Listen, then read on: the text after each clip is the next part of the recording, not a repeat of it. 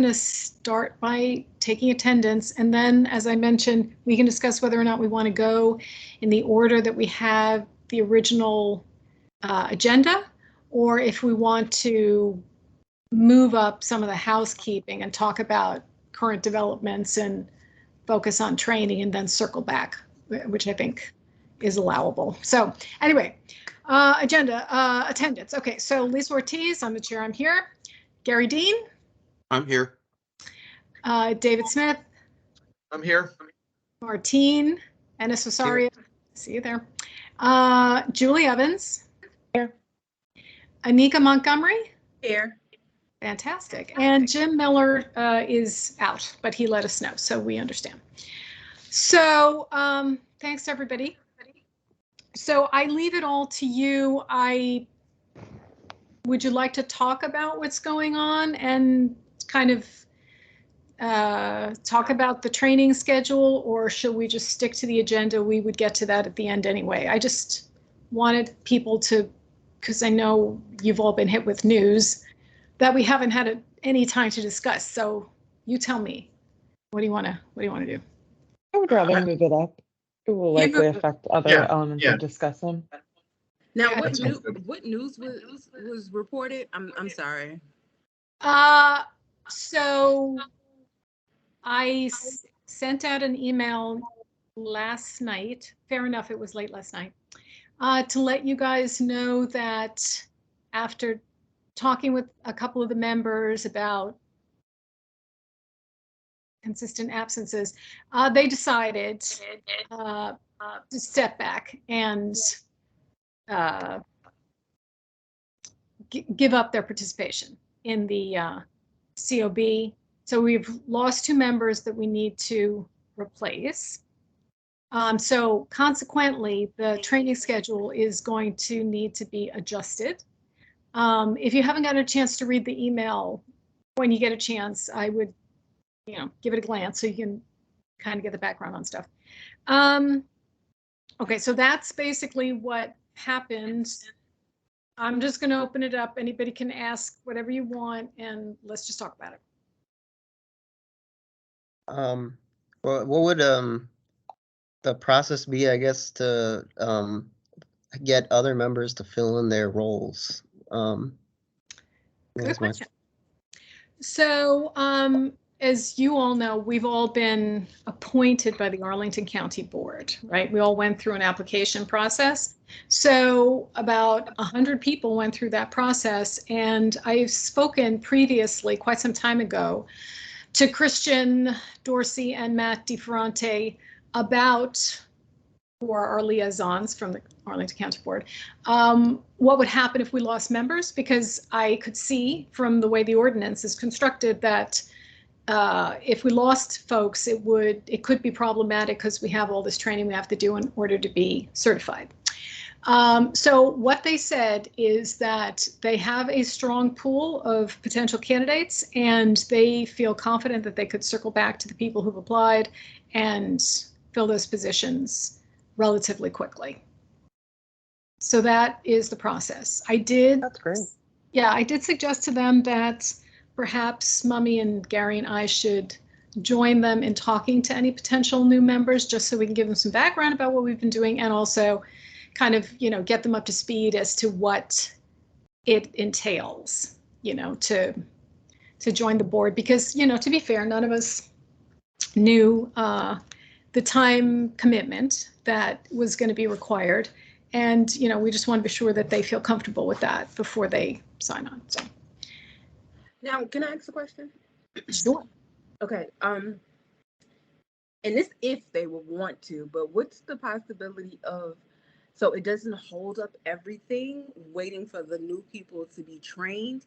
What's the possibilities of having the members that are non-voting members now move into those slots that are vacant, and then the new people who come in, they become non-voting members? If the people who are non-voting members, will want to move up. That's a good question, and I've asked that question. However, to be clear, we've lost 2 members, and one of them was a non-voting member. So we only have 1 more non-voting member. So we would still be in a situation. No. So would that work? Yes. I mean, we would have all the voting members we need, but we're supposed to be 9 people. And so I'm not certain that would change the equation, because regardless of whether people are voting or non-voting, the full COB is 9 people, and all those people have to be trained. So, but I have asked that question. I've never gotten a clear response, but go ahead. Was it not also pertinent that the 2 non-voting members were selected to be non-voting members because of their law enforcement background? And so I thought that part of the structural, composition was meant to be so that we have access to that perspective, but so that perspective doesn't govern in a way that might compromise our ability to seem totally independent from law enforcement. Yes, although, they have to have been separated from any sort of law enforcement type position for at least 3 years, something like that. So, they're not currently. But you are correct. That was the purpose. And I do believe that is what they were looking for when they selected people as non-voting. So there is also that problem. And in any case, I don't think it solves the challenge that we still need to be 9 people. Yeah, so we're still in the situation. But I mean, I guess what I have to say is that, I think, as I said, none of us knew we were signing up for when we signed on. We blindly were like, yes, I want to do that. And I think all of us, as I said to you, the level of commitment all of you have shown has just humbled me totally, because I know how busy you all are, and I know you all have lives and jobs and all that kind of stuff, and that this has really asked you to step up in a way that you probably weren't expecting. And so I have no problem with people determining that it wasn't for them. And I appreciate them making that determination now rather than later. So, it sets us back a little bit, but we've got so many things that need our attention and that we could be working on that, I'm not too bummed out about it. I don't know if Mommy wants to say anything, or anybody else wants to say anything, or Gary, if you'd like to say anything about it, reflections or anything. No, thanks, Lisa. I know Mommy might, but no, thanks for laying that out, Lisa. I know this is a difficult topic.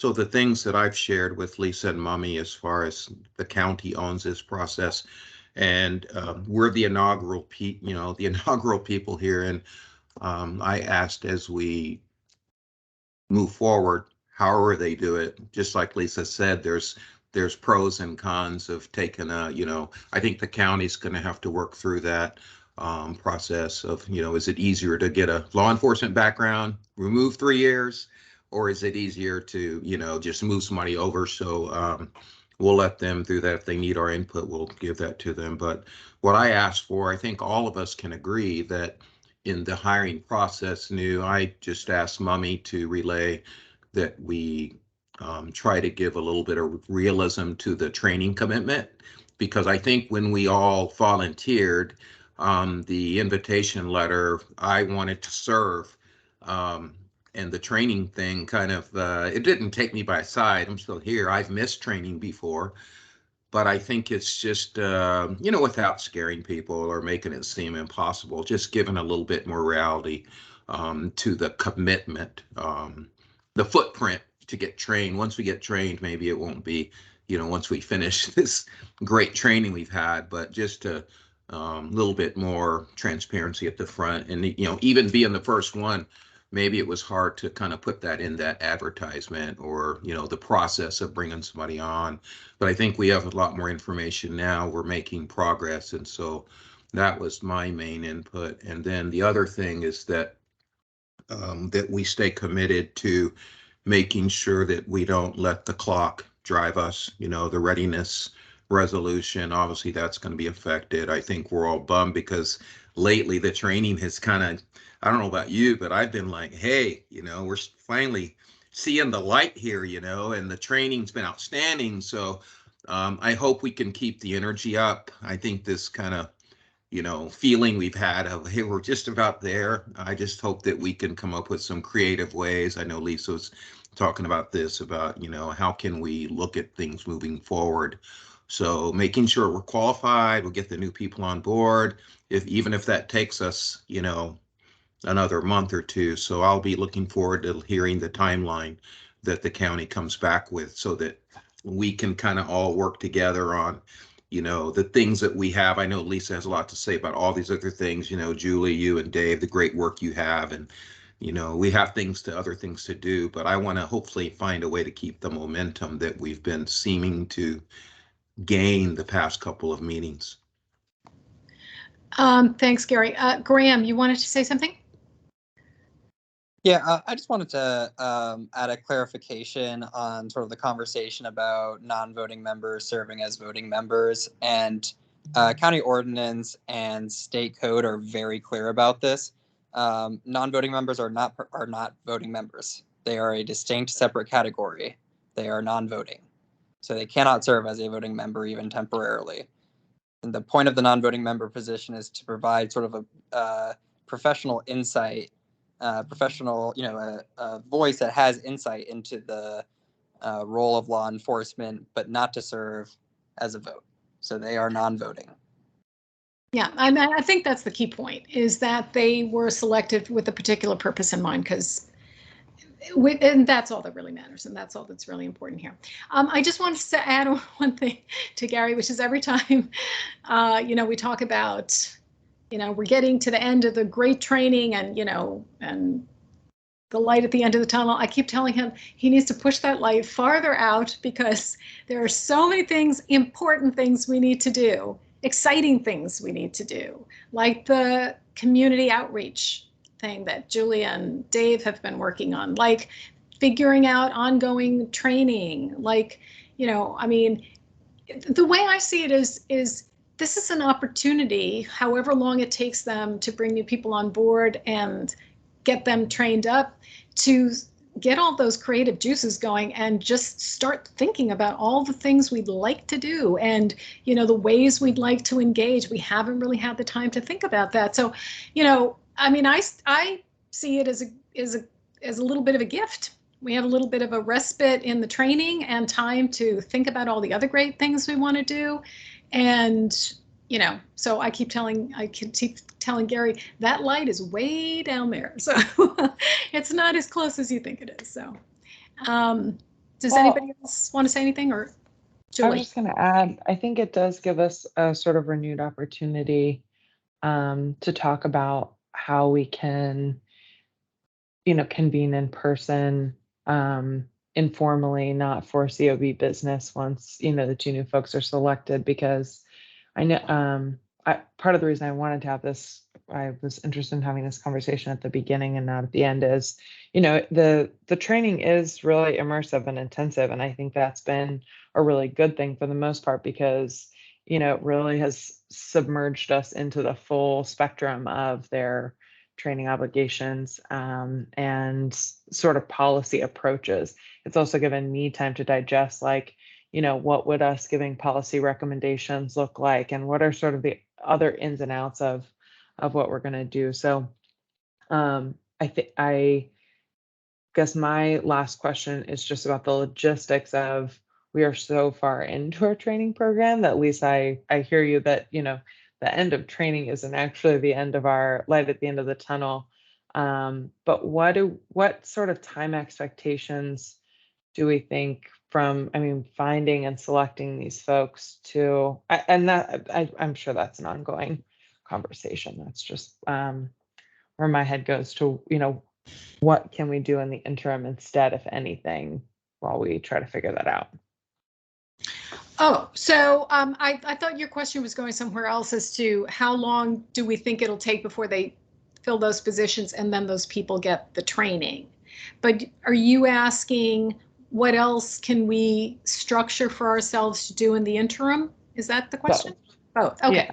So I will let Mummy talk about, because I think maybe she has a better idea about the timeline for potentially what it would look like to bring people on board and how long it would take them to finish the training. As far as the other pieces, before I turn it over to her, we have the MOU.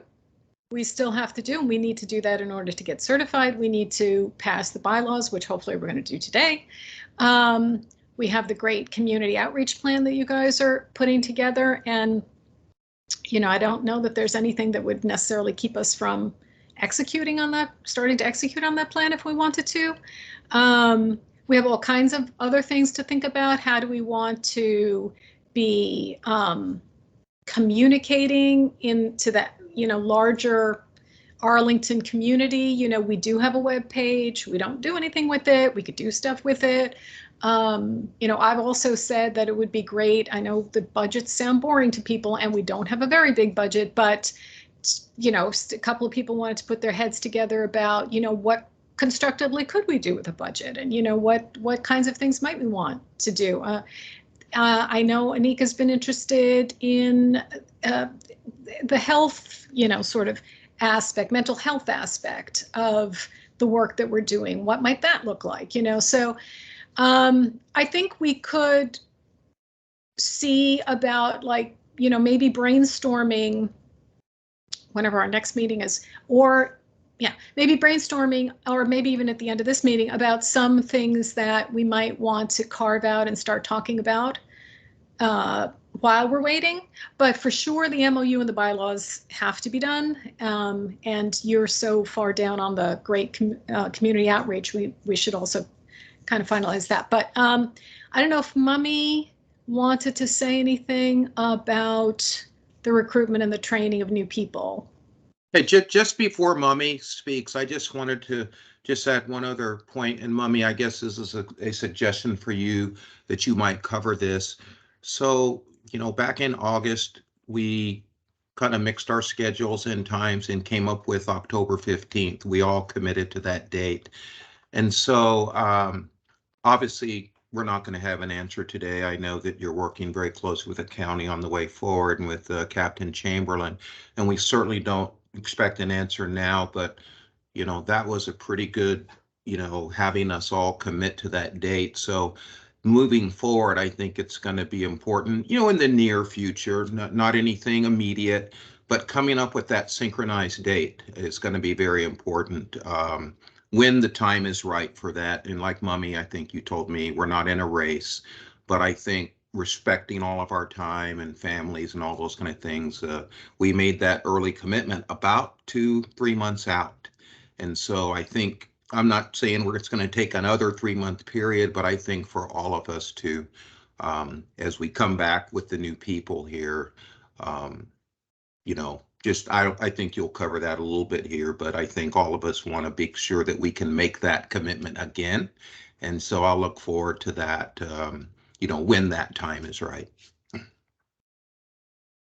I'm delighted that we'll be able to keep working on this stuff in the interim. I think that having a sort of delay gives us maybe an opportunity. I guess what motivates my question is, you know, in this meeting format, like right now, we don't really have anyone in the public that I can see. I know it's a publicly recorded meeting and everything, but whether this creates an interim meeting opportunity to have some of these conversations in a little bit more longer format than has been possible, that, you know, we do have some activities and topics and issues that, you know, it's very hard to coordinate in pairs. I think we all know that by now. So I wonder if this sort of gives us a little bit of wiggle room to dive deeper into some of that stuff in these meetings. Yeah, I mean, I think for sure. So I'm not sure. I know Mummy's on, but I don't know if she might be otherwise occupied because she hasn't. I'm sorry, I just haven't had a chance to chime in because everybody had so much to say and I didn't want to cut anyone off. But no, I'm here and listening to the conversation. I think there's a lot of different points to address here. One of the things I wanted to point out is in response to Anika's question just about like the process of replacing members. The ordinance is just kind of we're restricted to what's in the ordinance in terms of, you know, what we need in terms of the composition of the board and the number of members, and any changes, even if it was like on an interim basis of moving one member to another, will require changes there, and also I think might trigger some potential issues regarding the Virginia code. But any questions related to that, I think the only person that could accurately answer would probably be Min Chow. So we would need to get advice from her on that issue specifically. And related to the training schedule and what we could be doing in the meantime, I just want to make sure that we are looking at this from a full perspective of kind of what all is going to be required in order to get us passed and to get the readiness resolution passed. I strongly encourage that we all kind of go back to the ordinance with a fresh set of eyes, because the training is laid out there, and then also the things that we need in order for the readiness resolution to be passed. And so in my eyes, and I tend to like relook at the ordinance quite regularly with a fresh set of eyes, because I feel like every time I read it, I see something different, or I see something that was already there differently. And so specifically, our training requirements are listed in section 69.7. If you go down to the bottom, section D talks about additional training that the county or myself shall provide to the oversight board, and it says shall, not may. So I read that as being required. So there's a number of topics there that we can delve into while we are waiting for new members to come to be selected and to come on board. I also think that it would be really important for us to, as a matter of substance, right? Not necessarily getting through the training curriculum, but just making sure that we've absorbed the material and we understand how the material from an academic standpoint is applied in practice. And so I think it would be a really great learning experience to have to take observation of investigations that have been done in neighboring jurisdictions, previous investigations that ACPD has done, for example, even possibly having folks from COBs in neighboring jurisdictions come and speak with us and talk to us about some of the things that they've learned and the obstacles that they've encountered. Having an opportunity to put together the trainings that we've learned in NACOL, as well as the ACPD trainings, and putting it all together, you know, making sure that we understand how all of these things work in practice when we actually have to do an investigation is so critical. Because even folks in other jurisdictions will tell you, even after they completed their training and they started doing work, the main feedback was always like, oh wait, we thought we were ready, but you know, we actually could have used more training on this or more training on that. So we definitely have a lot to do on the training front in the meantime. And then if you scroll down to section, I believe it's 7. Going back through here. There's a section that specifically speaks to the readiness resolution, and that lays out exactly what components we would need to have in place in order for the county board to pass the readiness resolution. And that includes not just having completed the training, but having the staffing, having a complaint system in place, the MOU done, things of that nature. And so basically what that means, I feel, in substance, is making sure that we've not just completed the training, but that we actually have the tools, the staffing, the resources that we need in order to do our jobs effectively. It's section 69.9, oversight board duty, section A, oversight board readiness resolution.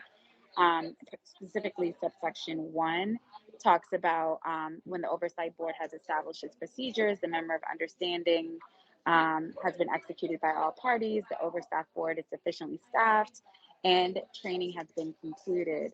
that it shall pass its readiness resolution. So I think the more things that we can be completing to get us uh, to the finish line beyond just the training in the meantime would serve us well. Because I just want to emphasize the point that it's not just finishing the curriculum that has been laid out to us by ACPD, which that in and of itself is a tremendous feat. But we also want to make sure that we are ready in a practical sense to hit the ground running with our work, and we have the proper resources and support to do that. So just, a couple of ideas that I wanted to point out. Again, just going back to the statute in terms of what it requires there of things that we can be working on. And I think this kind of ties into some of the other updates that I had, but the Learning Center is up and running. And so that there's an opportunity there for all of us to catch up on training, because there are various number of people who might have missed a session here or there. So this is a great opportunity for us to catch up. I also do want to just briefly say that that was not a one-person job at all. That was the work of Sharon Miller on the county's behalf, countless hours on her behalf, uploading all of that stuff for us and getting it up and running. And Graham and Stevie for making sure that the sessions were recorded and accessible, and just making sure that all of those things were uploaded in the right manner and working and ready for you all to access. That I'm just deeply appreciative for all of those efforts to make that happen. And also the other big benefit to having those up is as soon as we are able to select new members, they can hopefully get caught up relatively quickly by being able to go back and watch those trainings. Speaking to the tactical training and the remaining 2 ACPD trainings that we have, which are the Office of Professional Responsibility trainings. I will certainly defer to Captain Chamberlain if I don't fully capture the essence of what those 2 trainings entail.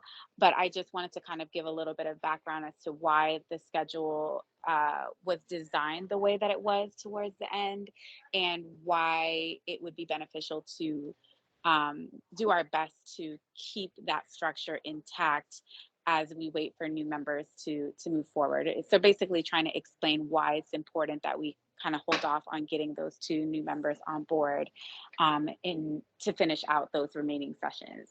Again, we have plenty of things to do in the meantime, but I just wanted to also give some kind of like context to that.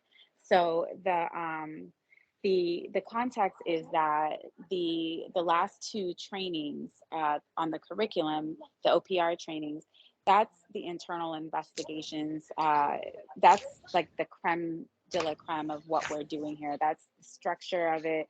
That's just kind of like the climax of the training. And in order for us to be able to absorb that in its full, with the full capacity that we need to absorb it in, Captain Chamberlain designed it where we would have 1 session as an introduction, and then do the full tactical day training, and then conclude the OPR training to kind of put all of those things together.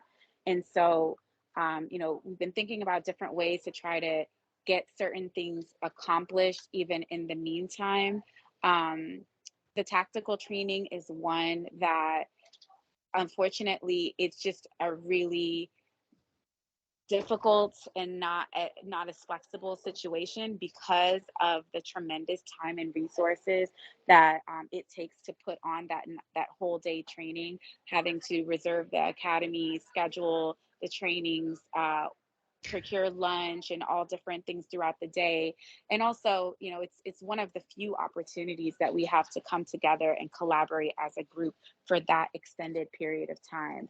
And so I think both in terms of team building and relationship building, but also in order to be mindful and respectful of the time and the resources that ACPD has put into putting on that training, it makes sense for us to be a full commission before continuing on with that training.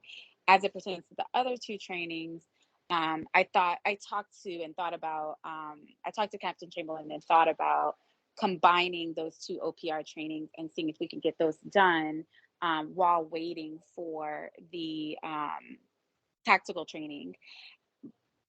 It's a possibility. However,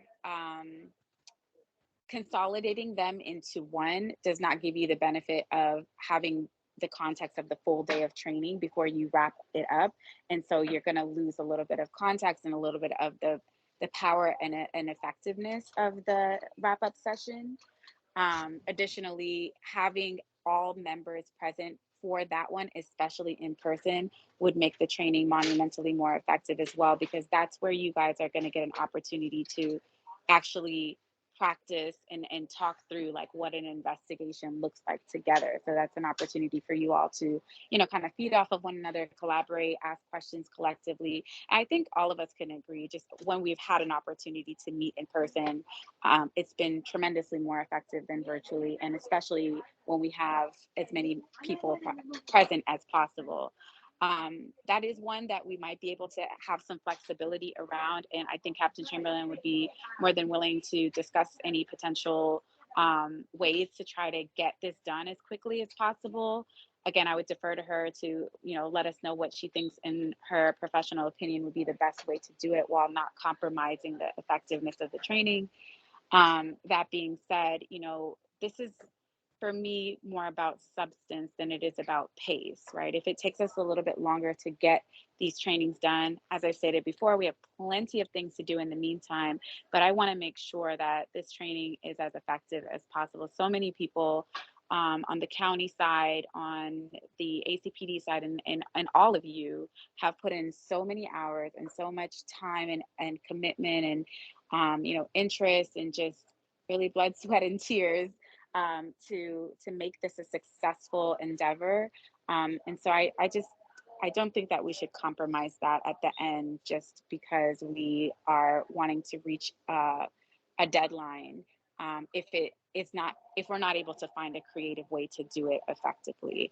That being said, I also want us to get to the finish line and want this to all be, you know, I want us to reach that goal, and I want us to continue to build on the momentum that we have.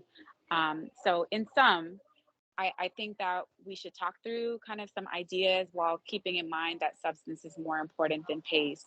And even if we have to rearrange the training schedule, I strongly hope that we will continue building on the momentum that we've built and that Jim really, you know, spearheaded, because we've accomplished so much and we are literally down to the last final hours of the ACPD curriculum, and a lot of other really exciting things on the horizon for us to do. So I just want to make sure that we keep up with that same energy, to use some of the younger euphemisms. So with that being said, I don't know if Captain Chamberlain has anything else that she wants to add, or if anybody has any questions about what I've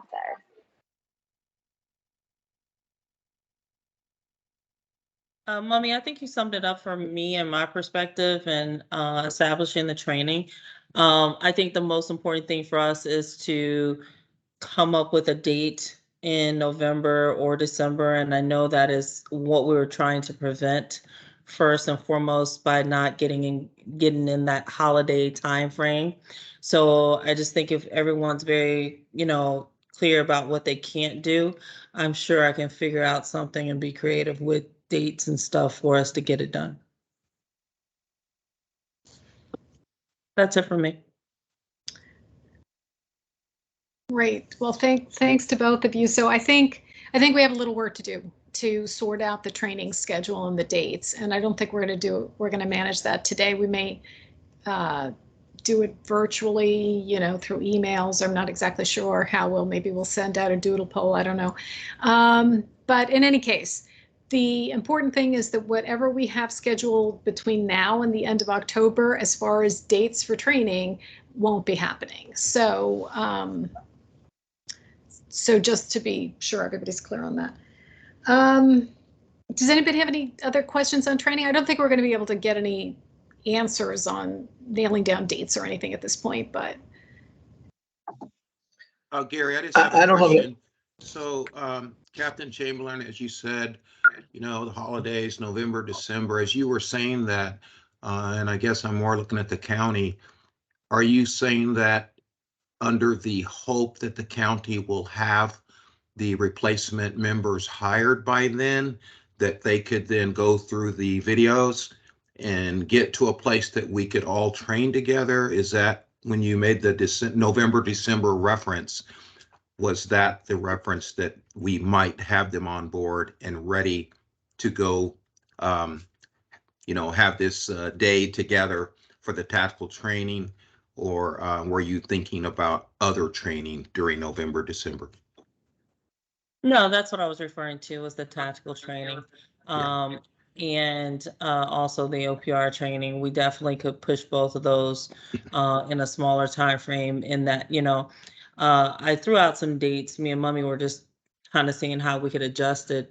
And it's really, for the most part, other than confirming the Criminal Justice Academy and their availability, I can adjust whenever and be flexible to get the OPR training done. It would just need to have some shored up dates for it to happen.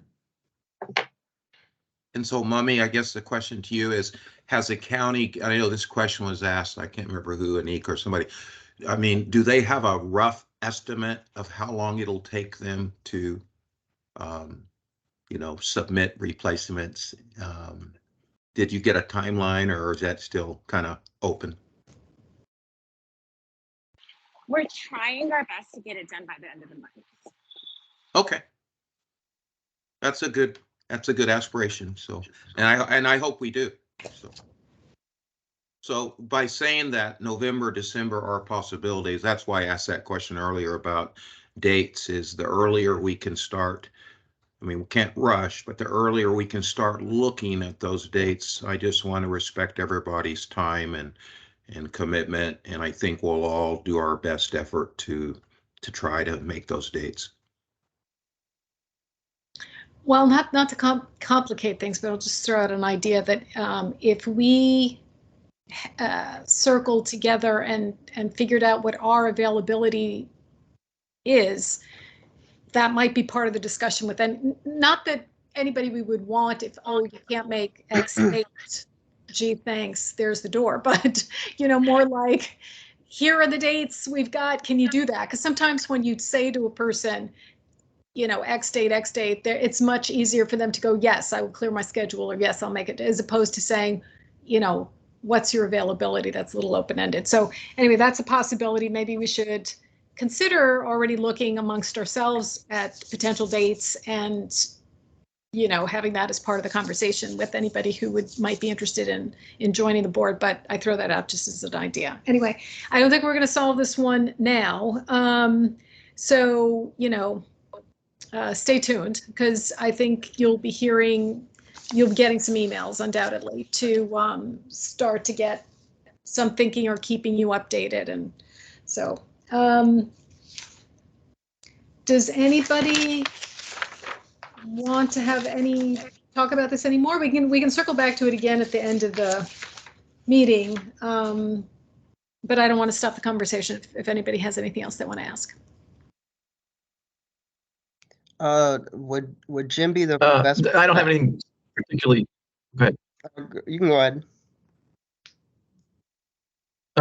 No, I was just going to say I agree with what people have said about making sure that we do the training thoroughly and are substantively ready. And I think everybody's on board with that. I just wanted to say, me too. Yes, we want to be timely, and yes, we want to move it along, and hopefully, the new members can be added by the end of October, if possible. That would be great.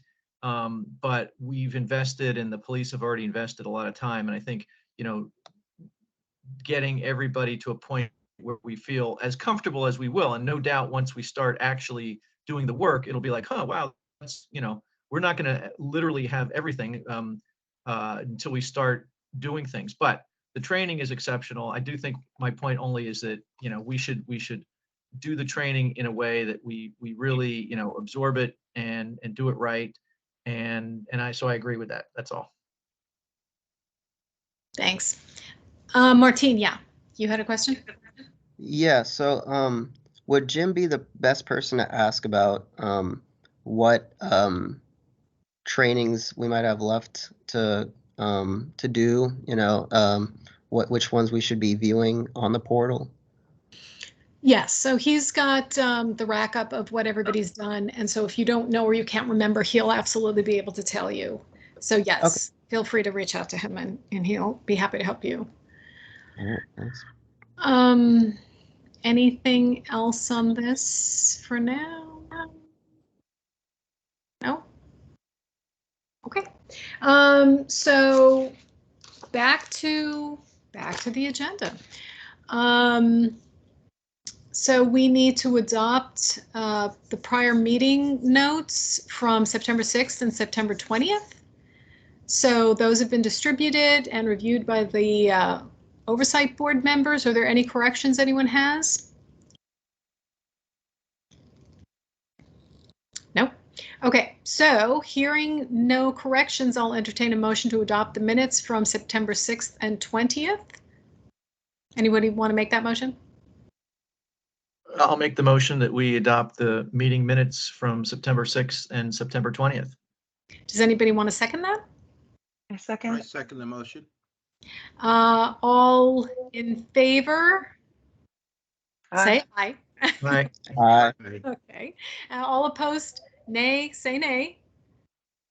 Any abstentions?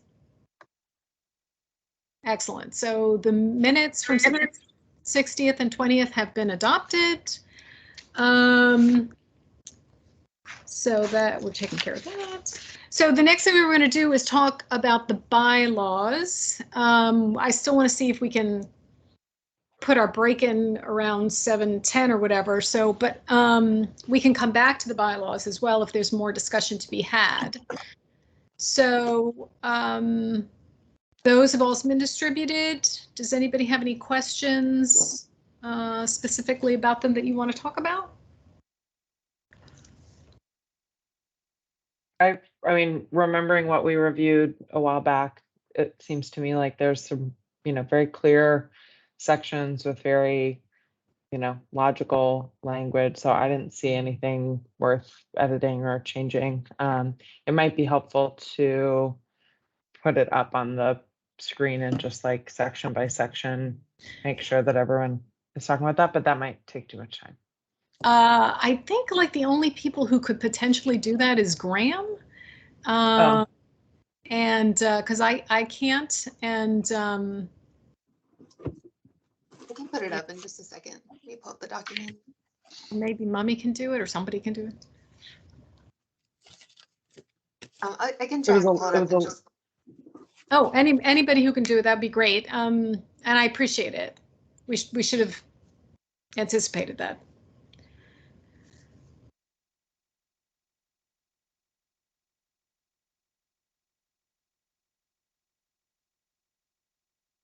So while they're trying to get, oh, that was fast.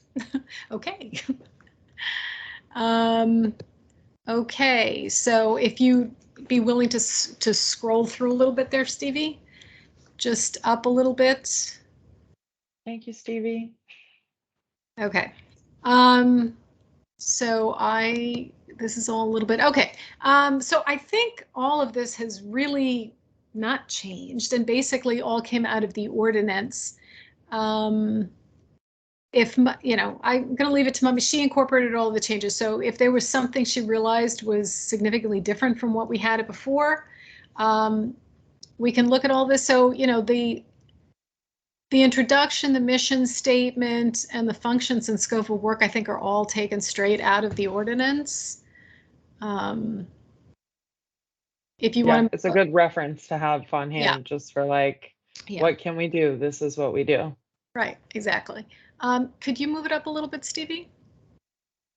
To whatever the next section, okay, functions, membership. Okay, wow, yeah, membership. Okay, so again, I think this is straight out of the ordinance. It just explains who can be a member and how members serve and the structure of the COB. All of that is, again, it's basically out of the ordinance. I don't think there's anything different. If you could move it up to chair and vice chair. Again, I don't think there's anything different here. We discussed this a while ago. As you know, the structure didn't originally have a vice chair. But thank God they thought of including vice chair, because I don't know what I'd do without Gary. So, but we wanted to kind of formalize that, and we thought it would make sense to have the members vote on the vice chair because the chair is actually appointed, though we're going to start that in 2024, which I think makes perfect sense because I know that Gary and I both feel that to get this fully stood up, we would certainly hope to serve another year in order to get this kind of that full structure going. So we discussed that previously. The staff liaison, that I think is also from the ordinance, the training. Hey, Lisa, can you hold just a second before we leave page 3?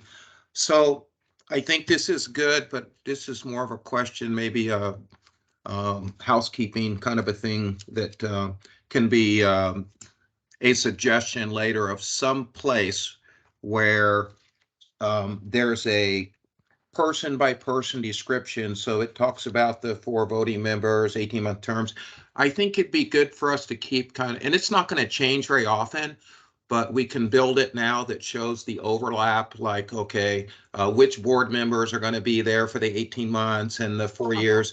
So I think not in the MOU, not in the bylaws, but this is a separate thing that we can work together, maybe with our with the admin person that works with Mummy, is to work with the county and develop a visual so that we can name by name see kind of what the plan is moving forward.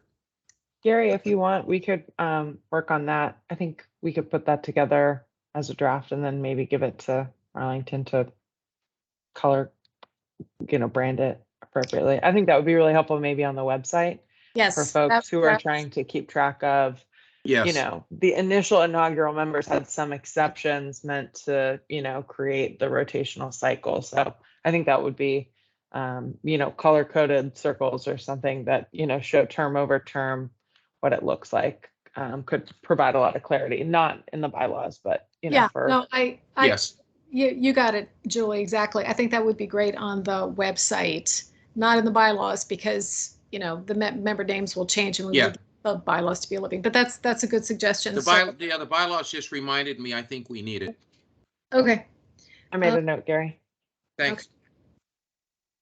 Okay. So public meetings, that may also have been in the ordinance. I have to say, I can't remember that one. Closed meetings, I know that that was in the ordinance. Meeting attendance. That one I can't remember if that was strictly speaking in the ordinance. I just want to point out that we did specify that failure to attend 2 COB meetings in a single calendar year without providing prior notice to the COB chair or staff, meaning the IPA, will be considered for referral to the Arlington County Board for removal. And I know that sounds kind of harsh, but the reason we felt we had to build it in there is because we just want people to understand the level of commitment, right? Like we all know what it is anyway. That's common too to other commissions. That's Arlington's sort of standard. I think there might have had 3 meetings and we put it to 2 meetings in order to align with some of the language in the electronic meeting policy. I think we did make some small change, but yeah, I mean, I don't think it's out of line with what other commissions do. So, and then yes, the hybrid meeting policy, we have that in there now that we've adopted it. Public comment, reporting to the board. That is also in the ordinance.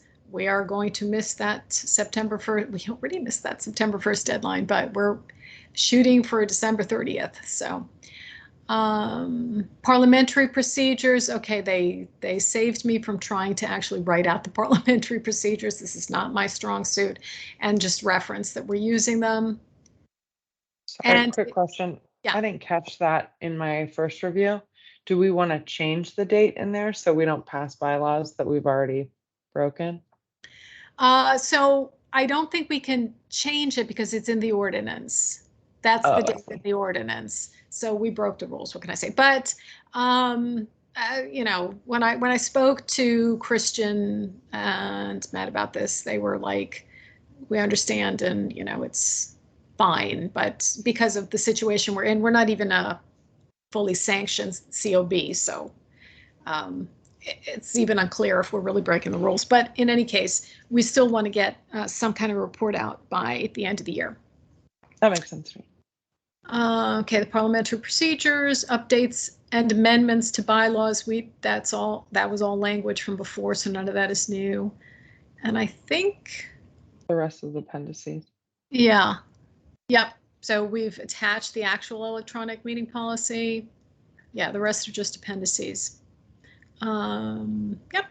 So if anybody has any questions or anything they want to raise, let me know. I don't think there's very little changed from the last time we looked at this. No, I think it looks good, and I'm ready to vote. Just a minor visual thing. Can we sort of delete some of the spaces and get rid of the widows and orphans? You know what I mean? Like there's headings at the bottom of the page that could be at the top of the page. You know what I mean? Just little things like that. The formatting? You mean clean up formatting? Yeah. I'm sure we can do that. I mean, I mean, it doesn't matter. It could be done later. It doesn't change the substance, but it just, you know, I mean, we could just, and we don't have to do that. I'm like I say, ready to vote. But yeah, there's just that's not a substantive change. That's a it's sort not of a substantive change. Yeah. Yep. So it's not. We can do it at any time. We can.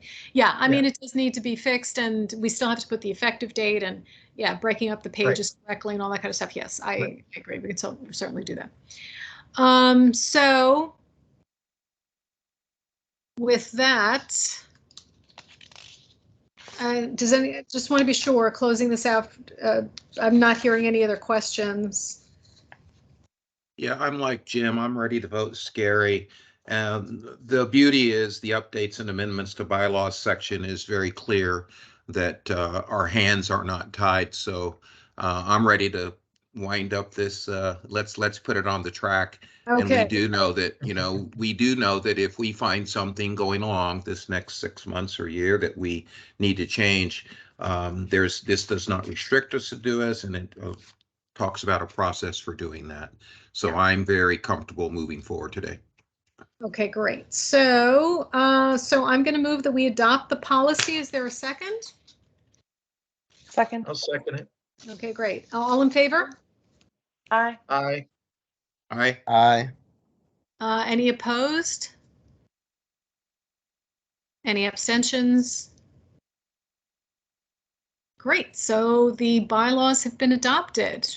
Woohoo! We checked off one of those. Then we got to get done to be certified. Yay! All before 7 o'clock. We're on a roll. So fantastic. That's all done.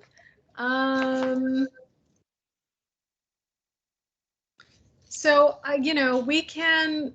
I don't know if you guys even want to take a break. There's not because I think since we moved some of the bottom stuff up to the top, we're really just at finally the fantastic communications policy that Julie and Dave have been working on, a short presentation, and then some last minute housekeeping if anybody wants to do it. I don't want to stop people from taking a break, but we've only been at it for like an hour. I'm going to keep going. Everybody's cool? Okay, great. So in that case, I'm going to turn it over to Julie and Dave. As you know, they've been working on developing the communications policy for us, our outreach, basically our outreach sort of plan. So take it away and. Okay, can you guys see my screen? Yep. Excellent. Let me see if I can do this in presentation mode. Yeah, I'm sorry to see that there aren't as many members of the public joining us today as usual, except that that's sometimes more efficient for housekeeping. But part of what we wanted to communicate, there it goes, in this update is that, this process is like the bylaws going to remain sort of in interim updates so that, we can learn as we go. This is not meant to give us a rigid framework. It's really just meant to start making visible our ideas and initiatives to connect with the community so that we can fulfill the mission well stated in the bylaws. So just quickly reminding folks who are the points of contact, updates on the sort of overall plan development, a little bit of detail into the outreach plan as it is so far and what it's hinging on and where we want to go with it, and then next steps. Again, we're working closely with counties. We intend for this to be closely coordinated with county staff.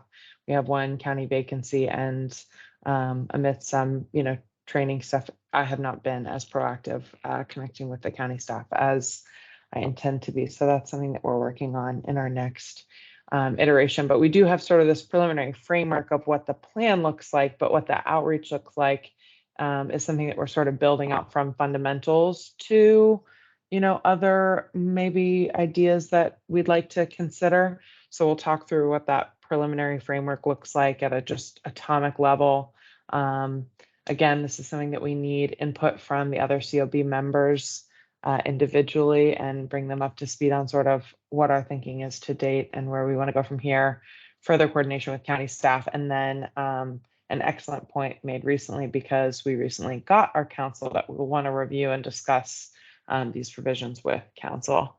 So at a very high level, the three activities that I think we have sort of some initial consensus on is obviously folks can submit a request form to provide regular meeting input.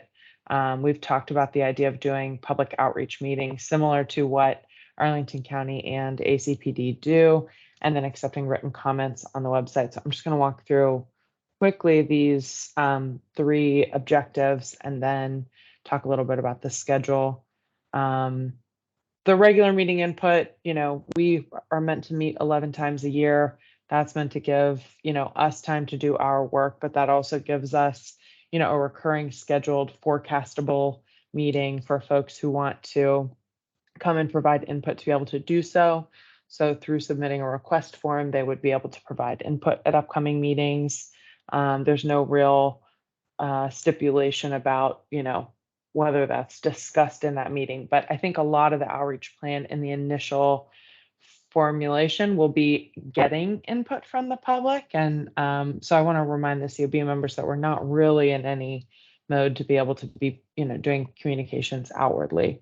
But this will be the only one so far that we've talked about having at a fixed regular interval, because we have to do it. For the rest of this, we're not sure exactly what all of this will look like, because we haven't started doing the actual sort of COB duties. And so we'll want this to be flexible in the first year. So public outreach meetings are something that we've talked about, being able to go and meet with and hear from the community at different times and locations so that different folks are able to participate or provide input. This could be at rotating public locations throughout the county so that we are in compliance with our public meeting requirements and make sure that folks have a chance to plan. But this isn't something that we would anticipate, for example, doing monthly. This is something that would be a little bit more infrequent and give us that ability to connect with people directly without getting around to any of our requirements. And then written comments is sort of an easy mechanism to set up. What, how those will be handled and what we do with that is still something to be talked about, but giving people additional formats. We have to remember that our target audience includes people with different needs, interests, and priorities. And so making sure that we sort of diversify how people can connect with us will be really interesting, or will be really valuable in setting up this work. So for other outreach activities, we are considering outreach mechanisms beyond those sort of traditional core activities, but we want to be really careful about what we present and promise to the community in terms of connectivity, because we also recognize that we want to be sensitive to some of the logistical considerations of confidential information, regulatory compliance. So we just want to roll this out, as we said before, not so much in pace, but in substance, to make sure that this is really effective. And then again, that we want to welcome community input if there's something that the community really wants to see us do. we'll always be open to considering that, sort of in the same framework of how can we make it valuable? How can we make sure it's consistent with everything else we're set up to do? And we can iteratively update this. So at a very high level, we have talked about, our target audience being a combination of different kinds of individuals and groups. We've heard from some groups already. We hope, we can connect with others, but coming up with that, draft list is something that we'd like to initialize in some of our individual COB member conversations coming up. And then again, others that, maybe we haven't thought about, but hear from eventually. We always want to have an open-ended piece of outreach because, you always look back and see that something was more obvious. So next steps are going to be, within the COB, identifying and discussing other candidate outreach mechanisms. I know we've got a couple that we want to consider, but I want to make sure that each individual COB member has a chance to, think through and suggest what kind of connectivity makes sense to them. Reviewing, obviously, that plan and those mechanisms with our council to make sure we don't introduce any challenges. And then initialize an informal outreach schedule for 2023. So like Lisa said, with the training that we still have to do, we won't really know exactly when we can start doing these things, but it may be possible to have some initial connectivity with the county. But our schedule for the first, full calendar year is not going to be set as a, list of deadlines and milestones. It's going to be a little bit more of an agile scenario that we'll look back on at the end of next year when we update the plan again to say, do we want to have this every 6 weeks? Do we want to have this every 2 months? Is all of this way too frequent and no one's coming to talk to us, or the opposite? And then, just reviewing progress, incorporating feedback, and refining the plan iteratively to make sure that we are responsive, to the community's oversight needs and community outreach needs. And then those are our contact information again. Dave, I know I sort of blew through all of that. I don't know if there's anything else we want to add or talk through specifically. This might be a good time to have individual conversations with the COB members. If you all have any questions, I know sometimes this stuff can seem a little bit closed box, so feel free to ask questions and we can do our best to work through it. Yeah, I'll just add, first of all, thanks, Julie, for putting that all together. And I think what it shows is the seriousness that the COB as a whole takes with regard to doing outreach and communications. I mean, it's definitely an area for us as a board together to define ourselves to the community and to explain and to hopefully receive input. Like, that's what we're here for, is to learn what the community says and what they want, as equally as what the police want and need. You know what I mean? Like, we are in a really privileged position, I think, to have this role, and the plan is, as Julie's formulated it, is, I think, really good. And so, I mean, I do encourage us to think it through and to talk about it. And once we're fully authorized to work, this is going to be a big piece of how we learn what the county, experience is. I mean, we all have our own experience, right? And we all have our own understandings and interactions with the police. But we don't know what everybody else's is. I mean, we know who, and we're learning more and more about the police department and who they are. And, I think we're all really impressed. But, there's 240,000 people in the county, and our job is to get as much input as we can and to sort of be that connecting piece, which is a really exciting role. I mean, honestly, when we've heard a lot about the struggles so far of the police hiring and the need for them to get people on board. And, I think our role is, as I say, a two-way street, to help the public understand, to learn from the public where things could be done better. And I really sort of applaud the police, for being open to that. That's, to me, been one of the most impressive things. But we'll learn more as we go forward. Anyway, I think the plan is great. And again, it just bespeaks, you know, how much we want to hear from the public. So. One more thing before Lisa, after this meeting, David and I would like to set up one-on-ones with the folks who haven't been as much part of this conversation, not as a group of 3, but as groups of 2, to sort of give a little bit more background on, you know, how we got to hear, what other things we've considered, what might be sensitive, and how we want to handle that. So we really want to be liberal with getting input in, but we want to be careful about what we put out, because it does, you know, it is part of a larger framework. We have to make sure the pieces fit together. So Lisa, do you have other questions and input? So just a couple, first of all, this is great. And I appreciate the 2 of you so much for putting the time and effort into thinking about this, because as Dave said, this is such an important part of what I think we should be doing. Just a couple of things. First off, I wanted to say, perhaps you have already talked to other community boards, but you know, our Arlington County Board liaisons have offered to me numerous times that if I would be interested in engaging with some of the other Arlington County, you know, boards like us, community boards, that they'd be happy to make those connections. So if at some point you guys want to talk to some of the others that I know have had to do a lot of outreach, and I think Anika's on the housing board actually, which I think is probably one of the ones that's had to do a lot of outreach. She may also have some ideas. I don't want to speak for her, but anyway, we can definitely do that. We can definitely get you connected. The other thing that occurred to me was, and undoubtedly Arlington has some requirements or regulations or guidelines on all of this, but something for us to keep in mind is when we want to do these outreach events, you know, can we get translators? Should we think about hearing impaired, you know? And to my shame, I don't always think of this. And I just want to tell you, last week I was in DC at at basically a retreat from my office, and one of my colleagues has some hearing loss, and she struggled so much because we all had our masks on and she couldn't understand what anybody was saying. And I actually have some hearing loss myself, and I was also having a hard time.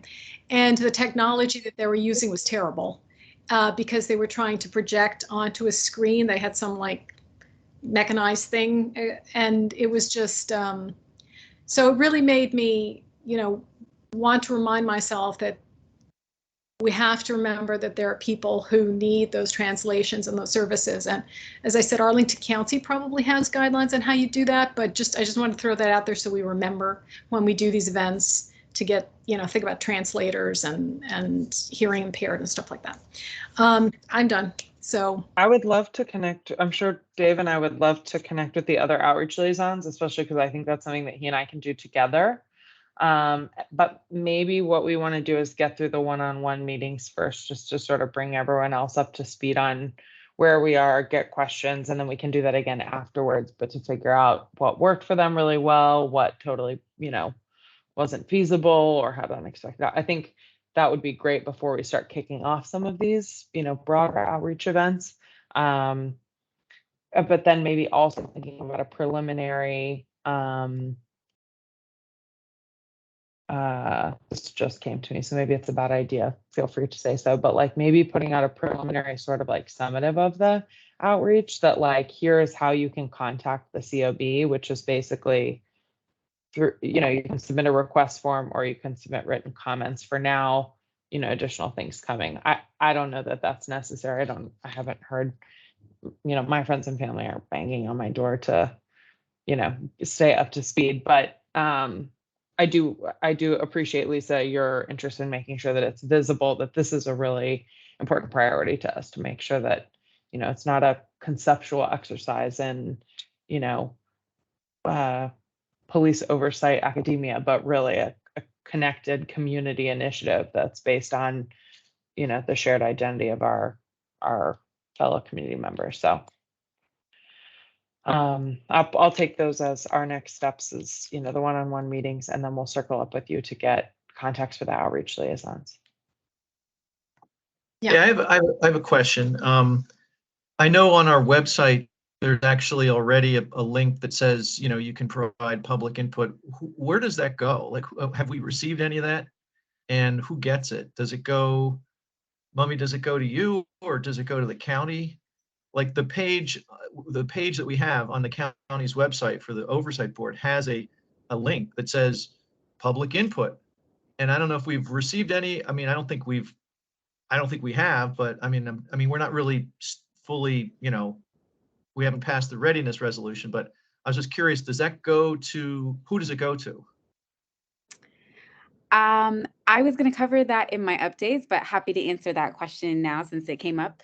That is a public comment form. So basically with all public meetings, members of the public are supposed to have ways to provide public comment via a written comment or by giving some sort of spoken public comment during a meeting in person or virtually. So that public comment form is just a way for folks to be able to sign up essentially and let us know what meetings they might want to give comment at, and also what items specifically they want to give comment on. Then to answer your second part of the question, it will go to myself or Lisa, or both actually, sorry, it'll go to both of us. It's a very, very new feature. Actually, the first time that it was ever posted was for this meeting. It's something that has been in the works for a couple of weeks, but as we transitioned over into hybrid meetings, we as in the staff liaisons, including myself or other people who like work as a liaison between commissions and the county, received a number of things that we needed to kind of like do moving forward to make sure that we were adhering to all of the like meetings rules. So that included passing the electronic meetings policy, publicly posting our meetings, which we were already doing on our page, but now it's linked to the county website. So now if you go on our page, if you notice on the side, it'll have like an actual event for each meeting. So folks can see the meeting information there on the side and get access to the meeting links and the locations of our meetings, physical and virtual, or it'll let you know if it's just virtual. And then the public comment button will allow members of the public to go on and sign up to make public comment for all meetings moving forward, not just one specific meeting. So that's why it's not in the right corner with each event specific information. So yeah, we haven't gotten any yet, but I'm curious to see how they're going to look when they come in. I gave it a little test run, and basically what happens is you fill out the form. You can even ask for and request special accommodation, like if you want to speak longer. Usually the spoken period of time is limited to 5 minutes, but you can request more time if you needed to for a particular subject. You can also request a translator or sign language interpreter or things like that. If we, knew ahead of time, then we would certainly be able to source those resources out to make sure that everyone can engage in a manner that, would allow them to fully participate. So once you finish doing all of that, you'll get a confirmation number at the end, and then the actual comment will go to myself and Lisa.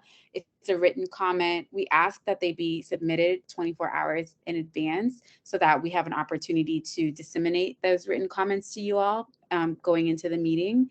But there may also be instances where folks give public comment in real time during the meeting. So as we go through agenda items, as we call each agenda item, if there is public comment for that agenda item, that's the point at which a member of the public would give comment on that particular piece, which I think you're familiar with, because if I recall correctly, I think you might have participated in some of the county board meetings when they were creating this oversight board.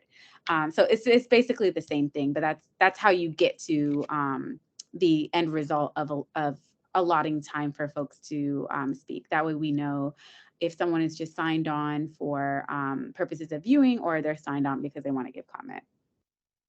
That's great. No, it's Sorry, that was impressive a very to have long that up answer, there. but it gives No, some context as to what it does and how it works.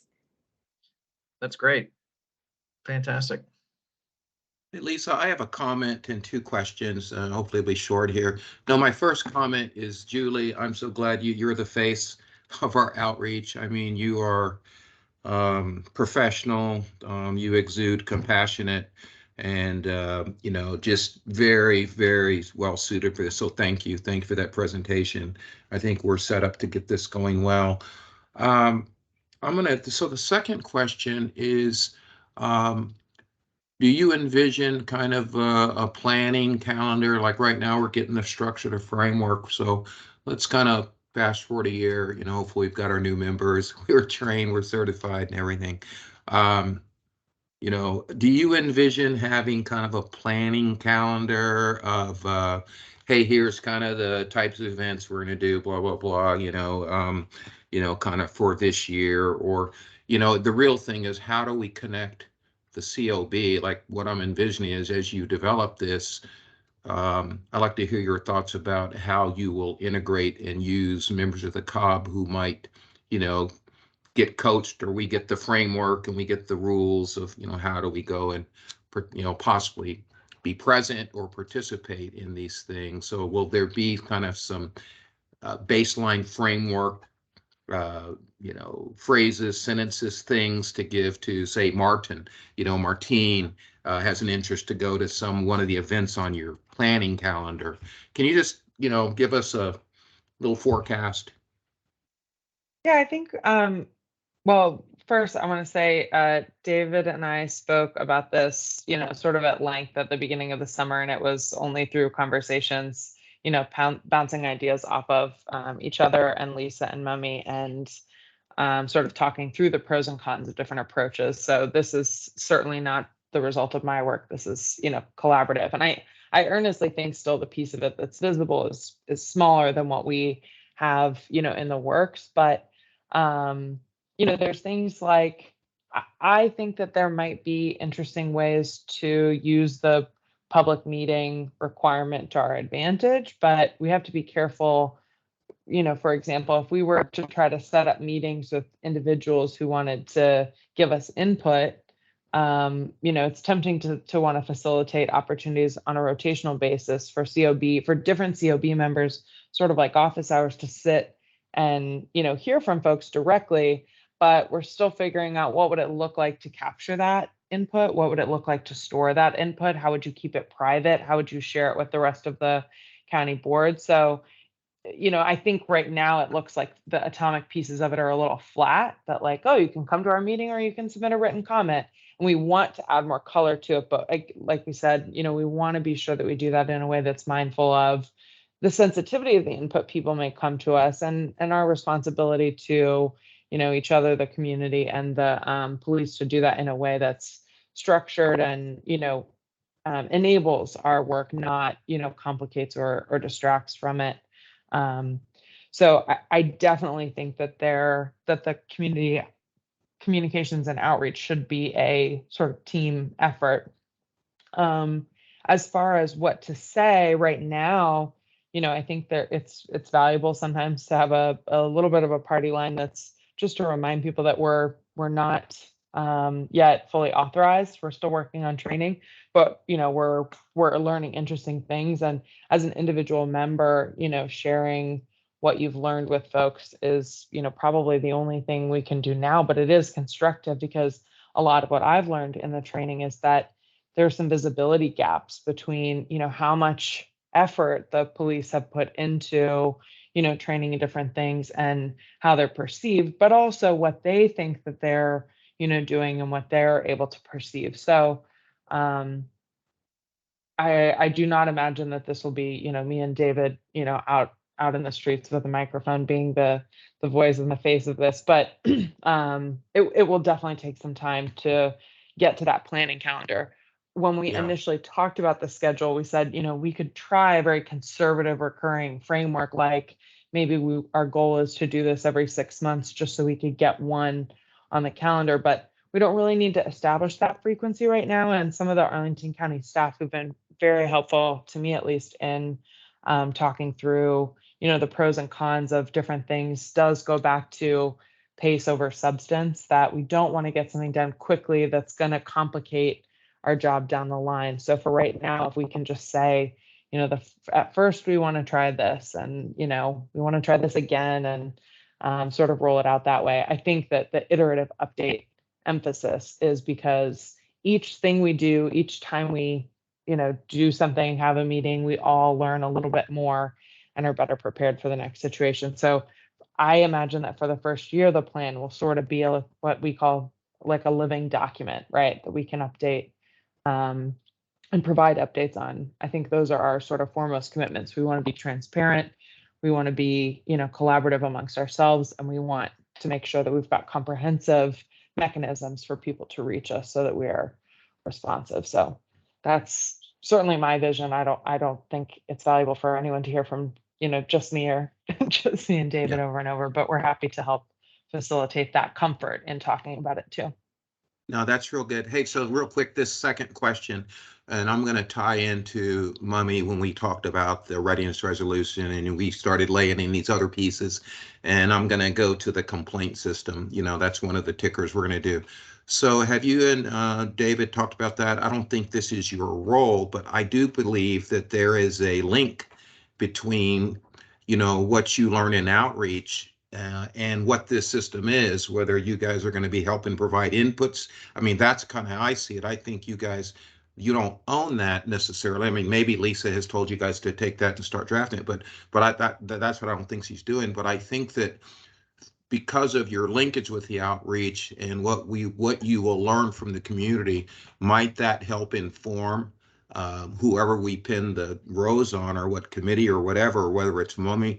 But I see the outreach being a piece of formulating what that looks like. Is that, I mean, do you see that, or am I just in a dream right now? Go ahead, Lisa. Do you mean the intake system that we're required to do? Okay, so Yes.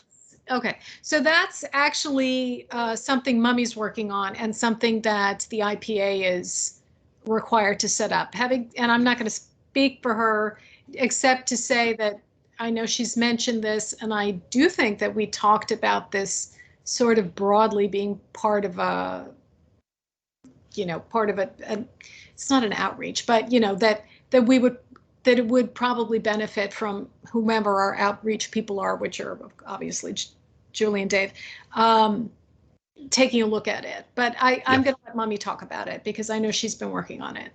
Yeah, I just see David and Julie providing input to that. I kind of figured it was somebody in the county, but I really see strong linkage between David and Julie, with at least sharing their 2 cents to whatever that process is.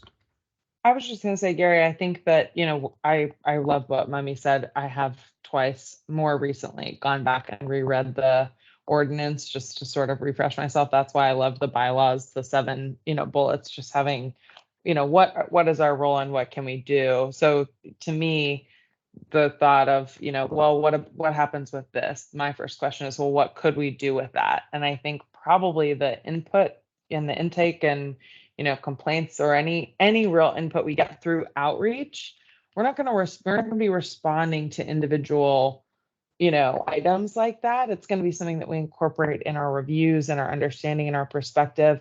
And so the real like official capacity for that is going to be policy recommendations, that if through some community members, you know, comment that they, you know, bring to our attention some gap or some blind spot or some flaw in the existing approach, then that's, you know, definitely baked into our job.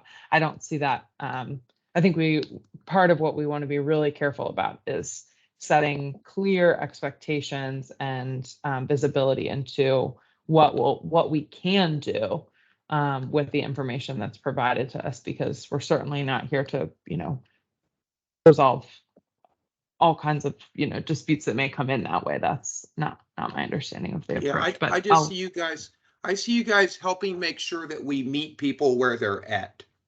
That's really kind of you're going to have a good sense of that in, you know, blind spots and different things. So whatever we do set up or other venues, I just see so much good in what you do, not in running things or controlling things, but just helping fill in blind spots so that processes, we can meet the community where they're at, particularly as it relates to complaints. Yeah, and once the complaint system is set up, obviously, to state the obviously, I mean, we'll all have learned about it and be aware of it and familiar with it, and certainly any of us will, when we're having communication with people in the public, be able to discern the kind of thing that's a comment relative to a policy potential versus an individualized matter, and be able to say, thank you, here's the complaint process. If what you're bringing to us relates specifically to an issue that is personal to you or is subject to a complaint, right? I mean, that's obvious. But we don't know what we'll get, right? As part of the public input, I mean, we might get all kinds of things. So I do think that it'll be important for us to have a full-on sort of internal training about, okay, here is the outreach plan and here's what we're, hoping to do. And then here's the complaint process, so that we're all familiar with that. And the other thing, and Julie, you and I talked about this briefly, was I think at some point we can add just a few bullets, so either to the communication policy or at least circulate it to the group, so that if we're contacted, any of us are contacted by a reporter, having an understanding of what's on background, what's on the record, and sort of a brief, elevator kind of speech as to what the board does, right? I mean, and again, that's once we're all up and running, but that's because some people are very familiar, certainly Julie, you with the public and with reporters, but not everybody is. And so I think we need to provide guidance to people on, here are the rules. If somebody contacts you, you can provide your own opinion, but if we've already talked about, we need to, if one of us is talking for the board, we need to have that squared away internally. And of course, everybody has their own First Amendment rights, right? But we want to have a sense of how we're going to go about that and how we're going to respond to something if we're working on an issue that is going to get public attention.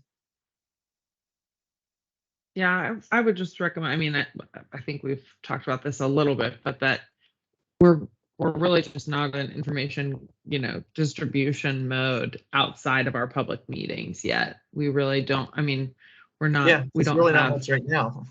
Yeah. Right. So that, I mean, that's just something to say, like, we're working on training, we're working on our requirements, and we're excited about what we're learning and getting started. But even after that, yeah, I think we will definitely be able to provide some talking points, so that if anyone has any unexpected communication or outreach situation arise, that they'll feel equipped to handle that.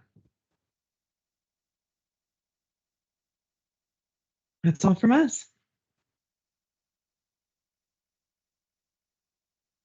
Great. Well, Thank you.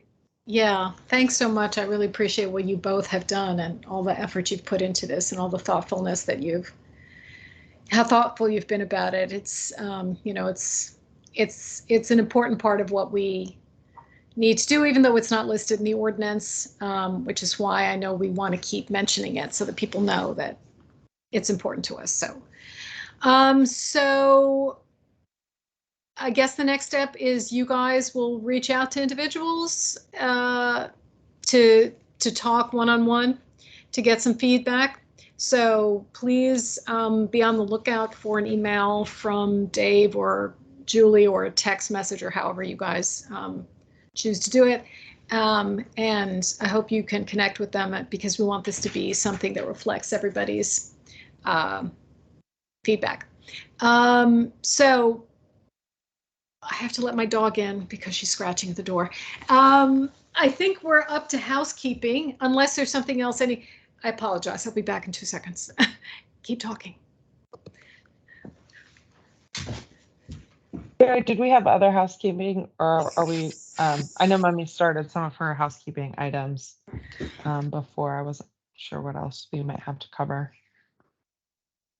Why don't I start us off by I had a little checklist of things that I wanted to make sure that I mentioned. I know I've probably addressed a few of them, so I'm just gonna make sure that I covered everything. So we talked about some potential new training scheduling dates and kind of like the context around why.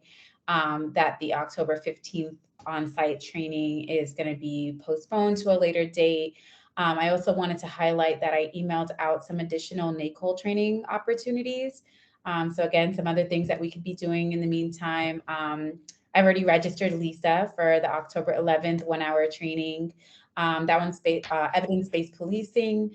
And then there are 3 days of NACOL virtual conference that's going to start in the end of October. And then I believe there's 2 dates, the 9th and the 11th, I want to say. I can pull that up just to make sure I'm giving you guys the right dates. But it's in the email that I sent you. And I also attached the schedule for those dates. The schedule does not list an exact start time, but I saw a reference on there to 10 a.m. So I would estimate that it probably is going to start around that time, but it's probably going to be like an all day kind of there's definitely 4 sessions each day. And I would estimate that they'd at least be an hour, maybe a little bit longer. So definitely plan for those days to be like full days. And if you can find yourself available for those 3 days, or even one of those 3 days, that would be great. Again, none of these are mandatory, but just certainly, I think, really great information. I certainly benefited a lot from attending the in-person NACOL conference last month. And it's just a really great time to be kind of in the zone and fellowshipping with other folks who are doing this work. And you just hear and learn a lot from people's experiences. It tends to spark a lot of really creative ideas and just really build up a lot of great momentum and inspiration. So I strongly encourage that you attend at least one day if you are able to. And if you are, please do let me know. I will register you and I will cover your training costs. I did mention that the Learning Center, did you have a question, Julie? I was just going to say the NACOL webinar series that they've been doing, they make the webinar recordings available on it's not their YouTube channel, but it's on YouTube. And the most recent one was Policing Regulation Oversight, was Problems, Trends, and Solutions. I thought it was really interesting. I'll send the link to the group afterwards, but those additional ones have been, sort of other color and perspective, maybe not delivered to us, but more in the community of practice. So I thought that one was really Thank valuable. you, Julie. I appreciate that. That's a great point. And they do exactly what you just said, like just kind of help us really put context to the training that we're undergoing and seeing kind of how it all comes together. So definitely let me know if you're interested in any of those opportunities. Again, all this information was sent out to your county emails. But if for some reason you can't find it, just reach out to me and I'll be happy to forward that to you. We already mentioned the Learning Center trainings are up and running. I would very much appreciate if folks can complete their outstanding trainings by October 15th. If for some reason that does not seem doable to you because of your other outside circumstances, or it's just too many sessions or too many hours, please let me and Lisa or me and Jim know so that we can try to figure out a workaround. I just want to make sure that we are at least up to date on all of our trainings by the end of October, which is our initial goal. So we want to make sure that we want to try to adhere to all of the things that are within our power. And that's one of those things that now is thanks to Sharon Miller and the Learning Center. We talked about the public comment form, which is now up. Thanks to David and Mason at the county for helping me put that up. That was also not a one-person job. I know you guys are shocked and surprised, but I'm not a techie and I needed a lot of assistance to make that happen. So I am very grateful for them for having helped me with that. The last 2 things are that we are hiring our management analyst. I sent out an email about that earlier, which includes the link. I would absolutely love it if you all would share that link with your networks. And for anybody that is going to listen to this call later on, the management analyst position is posted on the Arlington website. I will also post a link to it if permissible. I'm going to double check that. So asterisk, if permissible with hiring, if we can post that on our county page so folks can see that if they log on to our county, our COB website. If not, it will be on the Arlington County website, and the management analyst position will serve as administrative support staff to both myself, the independent policing auditor, as well as the Community Oversight Board. So that application is now live. It went live last Friday, and it will close on October 13th. There is a possibility that we might extend it a little bit if we want to perhaps garner more applications, but so far it's already received a lot of traction. So I'm confident and hopeful that we will be in a good position to start looking at some of those applications in the middle of the month. And I would really love it if we had someone hired before the end of the year.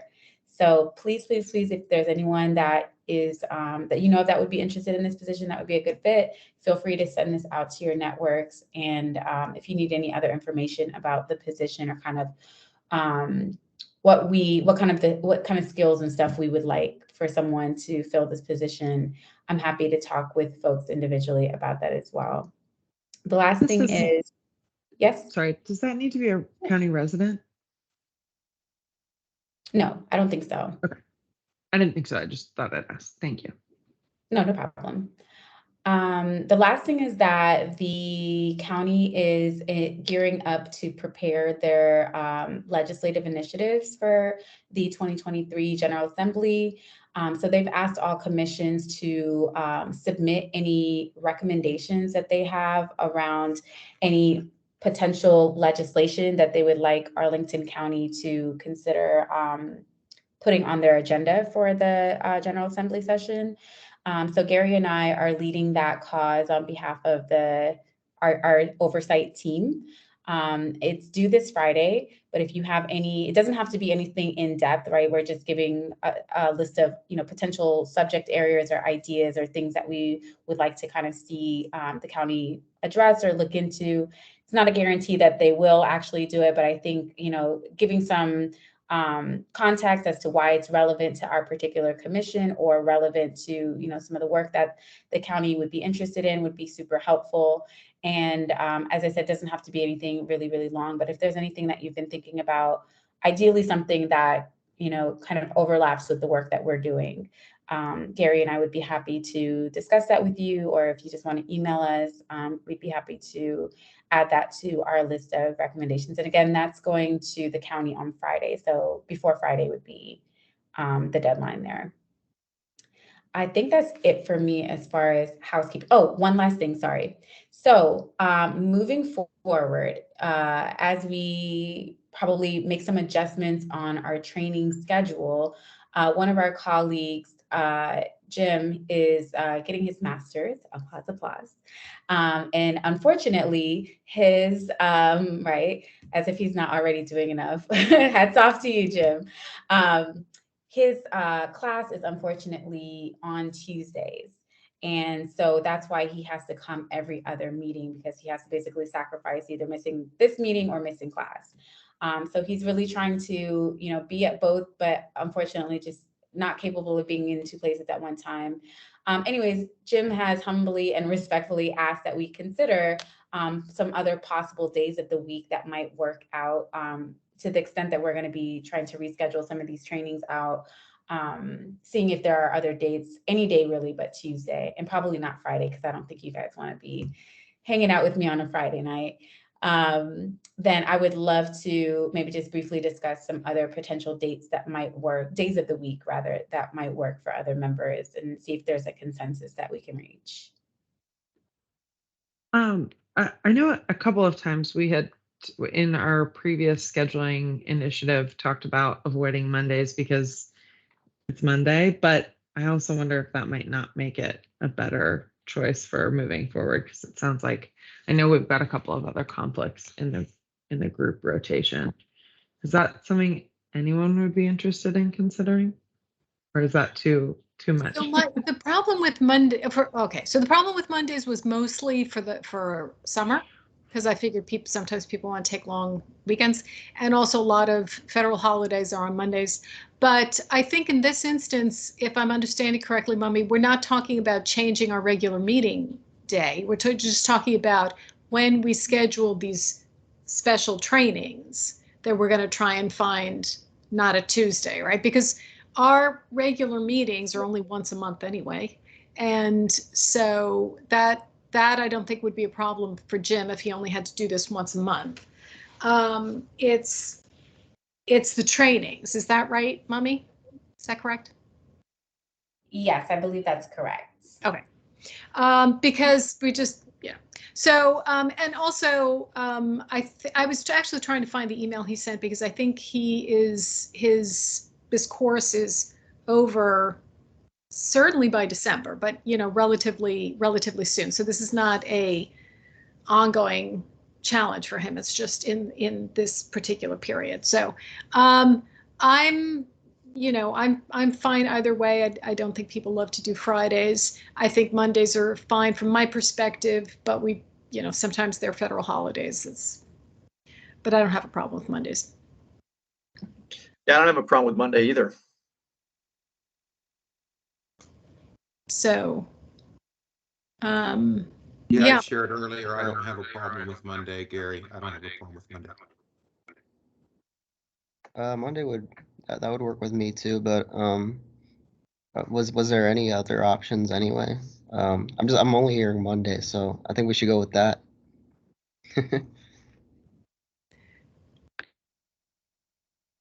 It's totally fine with me if that works. It just depends on the specific Monday. I have no plans of being anywhere, so I don't think it would be a problem for me. But maybe what we need to do, Mummy, is put forward some specific option dates and just make sure that everybody says, that works for them. Does that make sense? Yeah, that sounds good. But just knowing that Mondays are generally a good time frame for everyone is helpful. And then I'll work with Captain Chamberlain to set up some proposed dates for the remaining ACPD trainings. Okay. Do you remember how many, other than the weekend full day training, how many training days we have left? I thought it was just a couple, but. Yeah, it's just 2. It's the part 1 of the OPR and part 2 of the OPR. Great. All right. So it's just a couple of days we're training. Okay. And just to be clear, we're talking Monday, 6 p.m.-ish, same kind of times, right? So, even though the holidays, most of us that have to work would generally, get back in the area, late afternoon. So I can make that work even on the holidays. I think that's fine, but it also, since we're already revising the schedule, Anika, I don't want to speak for you, but I know that you're like kind of tight on time getting off work and getting in right at 6. So I don't know if it's possible to do 6:15 to 9:15, or if there's any room for like some grace period there, or a slightly later start. I don't know if that would help you or not, Anika, on Monday specifically.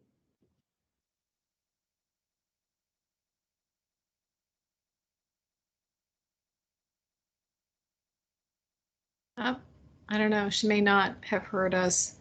I did. I heard you. Okay. Mondays is fine. Actually get off earlier, so you said start at 6 o'clock on Mondays. Mm-hmm. Yeah, I'll be off way before then, so that's fine. Okay, perfect. Just wanted to flag that in case there was any way that we might be able to be flexible there for you. But sounds like 6 o'clock to 9 o'clock is still a good time. And then we're going to look for Mondays for our additional trainings. Okay, great. Thank you all. I appreciate your flexibility. Yeah. So anything else that we haven't touched on? So I guess at this point, we won't be meeting again until the first week in November, but there's probably going to be a lot of emails going on from Julie and Dave to try and speak with each of you on the community outreach, and from Mummy updating us on training and also on new membership and other things. So please remember to just keep checking your emails so we can connect and keep the information flowing. So I think that's it. If there isn't any additional business, no. Okay. Hearing none, I declare the meeting adjourned. We still have that training. I'm sorry. We still have the training on Saturday, right? No. We don't have any trainings scheduled at this point, including that one. Or we did, and we have to cancel them for now until we get new members on board. Okay. You're talking about the all-day one, right? Yeah, the one Yeah. on the one on the 15th. Again, Anika, I think maybe if you get a chance to see the email I sent last night. Yeah, I've been having issues Oh. trying to log in. That's why I haven't been able to see. So that's why I have questions that probably was already answered in the email. So That's totally I'm fine. gonna have to, huh? That's totally fine. I just wanted you to know that you should be able to find the information there. Again, it's just we're not going to have any of the trainings that we had scheduled at the moment until we get new members on, and then we're going to reschedule. So, Okay, so the 15th and the 18th is canceled. yeah, I mean, I know the 15th and whatever the other date was, probably the 18th. And just to be determined. Yes. Okay. And just to make sure we close this out right, we're expecting some more information about the new members possibly. And then I think what I heard Captain Chamberlain say, she's going to be working with you, Mummy.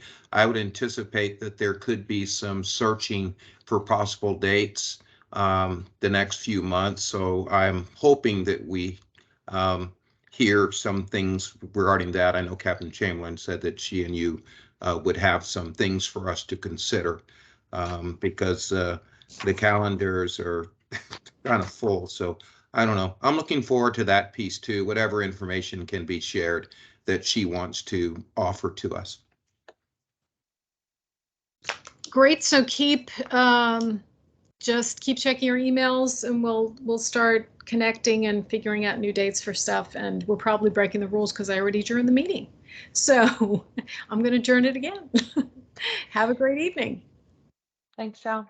Bye. Good night. Thank you, everyone. Good night. Thanks a lot. Bye-bye.